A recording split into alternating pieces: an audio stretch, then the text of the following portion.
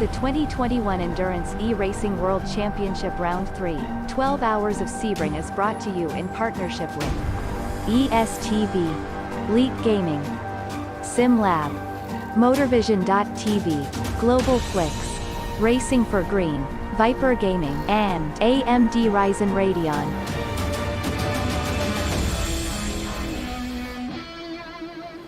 Racing for Green is here to help you carbon neutralize your racing. By planting new trees, Racing for Green offers to make your racing carbon neutral. We already have the calculations, contacts, infrastructure, deals and solutions ready for you to easily buy carbon neutral laps on any racetrack. It doesn't matter if you are a racing fan, team owner, driver, sponsor or partner. Anyone can buy CO2 neutral laps in the Racing for Green webshop and trade CO2 emissions for New Forest. Racing for Green.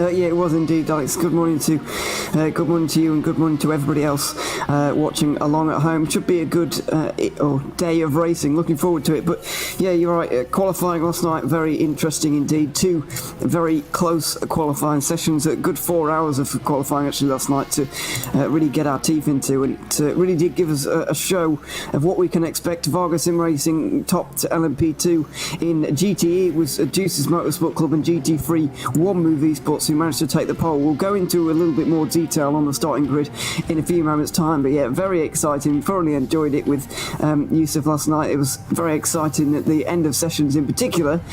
We had some manic action going on, and yeah, very enjoyable. I'm sure everyone who was tuned in will agree, and yeah, this race is going to bubble up nicely throughout the day. Looking forward to it. Yeah, so team's currently underway with some practice before we get underway for the 12 hours of Sebring. Firstly, we also have to welcome on board Viper Gaming, who are one of the latest partners with us here at GTR 24H, so a big welcome to them. Don't forget, you can get involved via using the hashtag GTR24H on all social media, Facebook, Twitter, Instagram, if you're on those particular platforms as such.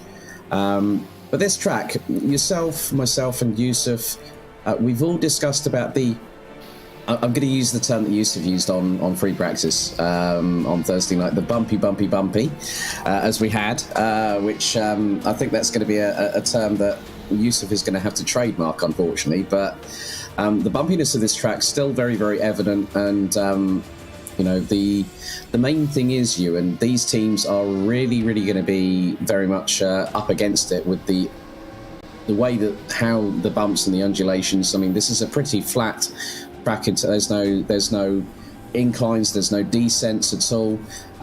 It's just literally a flat out track, but the surface changes. You know, there's so much different variables that you have to factor in, especially with the different classes. Yeah, I think the thing that makes this track so different to pretty much all of the others, maybe with the exception of Spa and Le Mans, but this circuit is a lot more strange in terms of the surface. You just mentioned it there. It's a lot more different to what we've been to so far. Indianapolis is very well surfaced, obviously, especially on the oval. It has to be.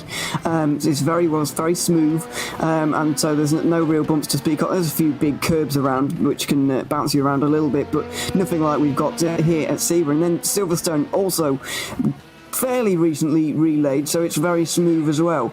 That's the kind of challenge that we haven't really had so far. At those tracks, you could really attack them, use the particularly in the LMP2 and Picard classes, use the downforce of those cars to really make your lap time, but it's a little bit more difficult when it's this bumpy around here at Sebring. And I think what makes this track so different as well is that a lot of today is going to be survival until we get to the final few hours. It's not going to be like the real Sebring 12 hours. Well, all you really need to do for the first 10 hours of the race is just stay on the lead lap, and then you'll be fine for a good result. But here, obviously, we don't have the caution flags and whatever to close things up. We get a fully green race, which is a good thing, but it does mean or that doesn't take away from the fact that this is a difficult circuit. You're going to have to survive the whole 12 hours. If you want to win, you're going to have to get to the finish, obviously, and that's, to me, that's a little bit more difficult than it has been so far this season. Yeah, the track itself, 3.7 miles in length. That's 5.954 kilometres. And Sebring has been around since the 1950s. Myself and Yusuf and Peter, we were talking about the big bow waves back in the mid-1960s, 1965 being the... I think we were talking about log rides at amusement parks, which was quite a funny topic, that you see a bow wave on a chaparral in the 1960s, then you start talking about amusement parks. It's funny how these things work, especially with the images that are shown to you directly. But the biggest thing is the teams are going to have around about a 3 or so month break effectively between this race weekend and also the next race, which will be at the Nürburgring, and that'll be the 12 hours on the 24th to the 26th of June. But the teams may also be possibly entering the 24 hours of the Nordschleife, which takes place between March 15th and May 15th and 16th. And that's always been a rather entertaining prospect, isn't it, Ewan? It is indeed. Nick was saying this to me last night. Actually, in the EEWC, we have a nearly 3-month break, as you just mentioned. It gives a bit of a chance for these teams to regroup a little bit before we get into the next parts of the season. You can really kind of reassess your goals for the second half, because there's some really difficult races coming up. But not least the 24 hours of Nürburgring, which is coming up as a special event. It's not an EEWC race, I'll reiterate, but it is a special one-off event. As kind of, even though it was run last year in the kind of midst of lockdown, I guess, but it was a very, very good race. Thoroughly enjoyed it, and I think even though it's only really been run once here at GTR 24 as a special event in that kind of format, it's really become almost a classic instantly because of the kind of racing that we've seen. Yes. Yeah, so very much the case that things will be rather interesting. And also at Sebring, the weather can sometimes play into the racing itself. And Florida, when rain hits, it's not just a small amount of rainfall. It is quite literally a deluge. Yeah, often, and it can also change very, very quickly around here, which is what's going to make it very interesting as well, because it can kind of crop up out of nowhere. We did see earlier on in the week that we were expecting rain from about, I think it was going to be like 2 p.m. to 6 or something, right in the middle of the race, in the last hours of the daytime that we're going to get in this race. We were going to see rain. I'm not sure if that's, I know you can see on the screen right now, but you at home can see on the screen saying right now, but I don't know.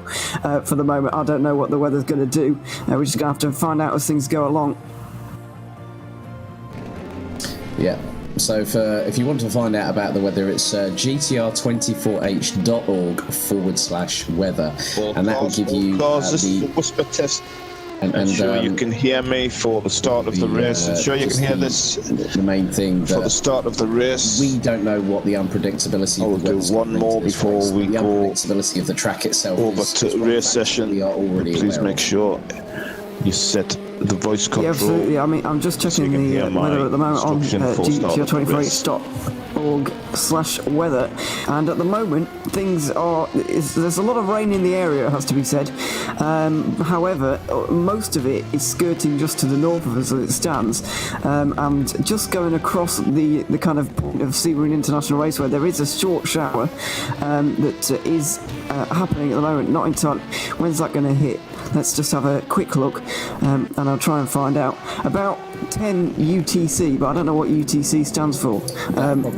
That would probably have been about 10 UTC. That's around about the same time as us, I think, here in the UK, which would be an hour behind Central European time. So it was raining. Yeah. So we've had a short shower here at Sebring, according to current UTC time. So that is Central European time -1. So yeah, I think, to be honest with you, the rain can always play a factor here at Sebring, but things are sort of pretty. Let's. Why don't we have a look through what happened in qualifying last night, because that's rather interesting. LMP2 has been closer than it has been in terms of the aggregate times all season, especially with regards to the top three. Yeah, it's. Oh, sorry, Alex. By the way, you can find the qualifying results and look through them yourself if you want to. You can go to our website, gtr24h.org, and then it's the most recent news item if you want to go and find the qualifying results, and you can have a quick look through them yourselves. But we're going to talk about them a little bit briefly. You mentioned it there, LMP2. Vargas Sim Racing did take their third pole position of the season so far, but it was only 4/10 of a second to the number 22 car, Mugen Sim Racing, head of Diak Hackers, who were about 3/4 of a tenth behind that. So it is very close. We've seen Vargas Sim Racing so far this season. You know, they won Indianapolis by 5 or 6 laps. They absolutely trounced the field there, but it doesn't look like the same thing's going to happen here. If they're only, less than half a second ahead of the rest of the field, then it's not going to be a complete walkover like we have seen in the past, and of course we're very glad about that. Yes, indeed. I think Vargas had it all their own way so far over the first 2 races, the season opener back at Indianapolis, and then we had the dramas of Silverstone as well. So the teams have really got to bring in their A game. I think I've just seen the number 10 hypercar of Pinsim Drillers Esports actually coming out of just behind the wall, and it looks like a few other drivers are now sort of getting things underway. They've got a 15-minute warm-up session, so the drivers are really taking into account how the track's evolving over the course of this session. Is there going to be marbling? Is there going to be an area where they really need to keep their eyes open for that could really cause a problem with traction coming out of corners, going into the braking zone? I mean, marbling's going to be a big factor here as well. It is. It's a factor really at any circuit. Throughout a 12-hour race, it can get very difficult indeed. Looking forward to it. It's going to get more challenging as we go along through the day, really. We're of course looking forward to it. It's going to see who's going to come out on top, really. And we always see with these kind of races, it always gets crescendos, I guess, always towards the end. It bubbles up throughout the day, and then we get that final hour where the battles really do get resolved. We saw it in Indianapolis with a couple of cars in GTE. We saw the Corvette battle that went on through the last particular pit stop cycle, and then in Sebring we saw a couple of battles, LMP2 and GTE. There were battles going on in those, so it always gets a little bit more exciting towards the end of these races. races, and that's why you just got to keep it tuned in really for the whole 12 hours, because you never know when that race-winning moment is actually going to be. You just got to hold on for the whole race to try and find out when it's going to be. It could be in the final half an hour or so. Yeah, very true. We've seen it before. Myself and Yusuf, we were seeing those fantastic battles for LMP2 and also for GTE last time out. I think we could expect the same thing here. We always know that we get that initial start-up in the first few moments of the race where everything, you try telling these drivers it's a 12-hour endurance race. They throw caution to the wind every time the green flag waves. And then things start to get into a rhythm. You then start to see the strategies emerge. And then the last 30 to 60 minutes is when everything truly kicks off and you don't know what to expect. Yeah, it's always where those kind of battles get resolved. We've seen it in the past, we'll see it again here today, I'm very sure about that one. But I think we've seen so far this season that the GT categories have been the most exciting. I'm expecting good things from GT3 here today, because we didn't see the quite last hour battles that we kind of, well, not deserved, but that we were expecting throughout the Indianapolis and Silverstone races. In the end, Unison Racing were able to take victory in both of those, and even getting maximum points with a pole position last time out at Silverstone. But they have really been struggling here this weekend, I'm afraid. At the moment, Alexei Maizin is in the server. Looks like he might be starting their car, but it was a real battle between Mugen Sim Racing and One Move Esports in qualifying. It was really only those two who were really on the pace, and so it's going to be a battle between those guys. Danish Racing League also going to be there, but the Aston Martin, as we mentioned, has had a bit of a BOP hit, 5 kilograms added in weight, and 1% engine power also has been taken away from them, and so it's going to be what I've found out from Alexander Zakharov, who was in the YouTube chat yesterday, they're not particularly comfortable in that car right now. And even though the Aston Martin might be one of the quickest on paper, if you're not comfortable in a car, then you're not going to be able to drive it very quickly at all. And it looks like they are struggling with confidence a little bit in that car. Yes, very much the case, because the car did have quite a few off-track excursions during free practice on Thursday evening. So that says to me that Mugen Sim Racing in the number 41 could have an opportunity here to get back to nearer the sharp end of the field. And the reason why I say that, we saw how competent they were at Indianapolis, Ewan, until the double downshift. Now, that's one of the biggest talking points in any class this season, that someone was leading and then a double downshift happens. They have to then go into the pits, they take a 3-lap penalty, and then that throws everything asunder. And that's one of the reasons, Unison Racing were able to have that victory, but through no making of their own. And you're right, the BOP, courtesy of Studio 397 and R-Factor 2, a big shout out to them, because they've actually posted the relevant links on their social media, so a big thank you to them. But yeah, that BOP has hurt Unison Racing, and also you say about the confidence, they are unsettled. That means Mugen can now strike back.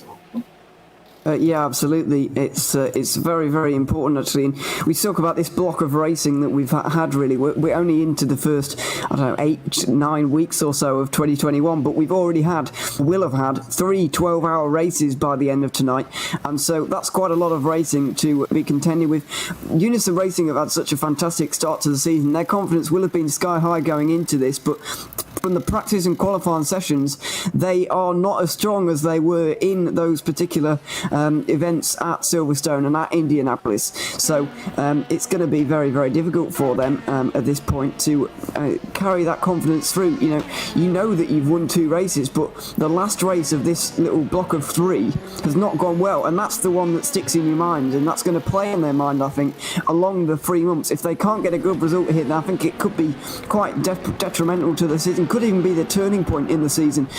Even though they've got a big championship lead at the moment, 17 points is a fairly big margin to have after only 2 rounds. But even though they've won these 2 races, if this one goes badly, then that's going to stick in their mind through the next 3 months, and it could play on their mind as they head towards Nürburgring, and it could snowball into some more mistakes, some more bad races. So they've really got to be careful, and they've got to put in a good performance today, I think, if they want to save their season, even though they have started very well. Yeah, I completely agree, Ewan. I mean, the thing is that if Unison Racing were to finish 8th in GT3 and then all cars, please join the server. Do not keep leaving and rejoining the server. The grid has been set. If you all leave the server, this means that the grid set will have to be done again. And the thing is, we know for a fact that the viewers at home, thank you very much for joining us, want to see a cliffhanger. And just like everybody else, and I'm sure you and Yusuf will agree with me on this, that we want to see this championship in all categories go down to the wire. We don't want someone to pick up the title with 1 round remaining. That deprives us of, we've seen it in sports car racing throughout the last few years or so, to have that opportunity to compete for a title right up to the bitter end. And like one championship, I mean, the E-Team Brit Championship, it was GT Challenge last night. We were racing at Le Mans. The titles were not decided until that round. That's what we want here on GTR 24H as well, wouldn't you agree? Yeah, I think we'd all like to see a championship fight go all the way down to Le Mans, but the beauty of that final race is that it is double points, so everybody will be able to, well, not everybody will still be in the title fight. Obviously, it's going to be reduced down a little bit. However, more drivers or more teams than not otherwise maybe would be in contention will be in contention.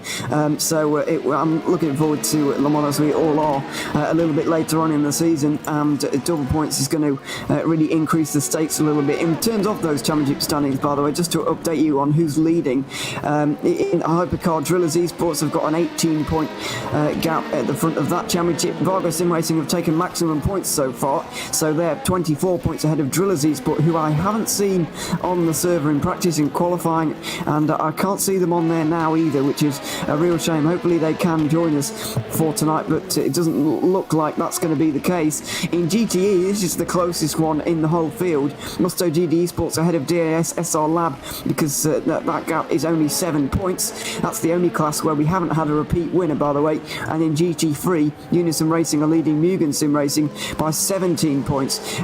So there's going to be a lot of maths going on a little bit later on to work out the championship standings. But as you say, we want to see that fight go all the way down to Le Mans, and double points is going to help us with that. Yeah, very true. I've actually seen, look, I spy a lesser spotted hypercar in the number 10. James Juba apparently was showing behind the wheel, so that car is actually out on the circuit at the moment, going down the start-finish straight. So yeah, that's rather interesting, because the other one of the other teams that have been competing in hypercar this season is Omicron Sim Racing. So that says to me that we are going to see a lot more action this time around at Sebring, to be honest with you, Ewan. Let's hope so. Not that the other 2 races so far have been boring by any stretch of the imagination, but we will be hoping for even more here today. We're about 5 minutes, by the way, from the start of the Sebring 12 hours, so very close to beginning this race now. Very much looking forward to it, of course. Yeah, so with that being said, let's go to a commercial break here on GTR 24H ahead of the 12 hours of Sebring Round 3 of the 2021 EEWC season.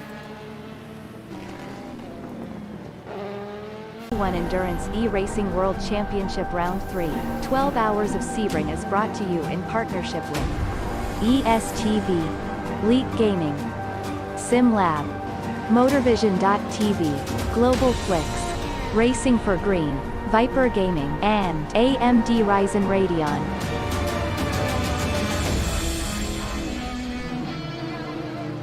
Racing for Green is here to help you carbon neutralize your racing. By planting new trees, Racing for Green offers to make your racing carbon neutral. We already have the calculations, contacts, infrastructure, deals and solutions ready for you to easily buy carbon neutral laps on any racetrack.